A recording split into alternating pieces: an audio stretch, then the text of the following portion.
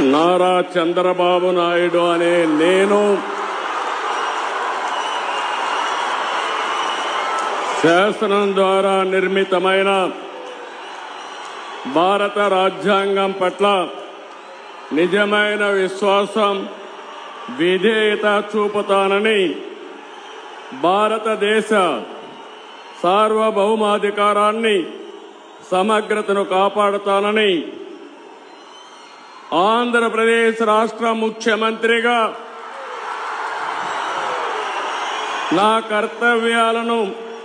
శ్రద్ధతో, అంతఃకరణ శుద్ధితో నిర్వహిస్తానని, భయం గాని, పక్షపాతం గాని, రాగద్వేషాలు గాని లేకుండా రాజ్యాంగాన్ని, శాసనాలను అనుసరించి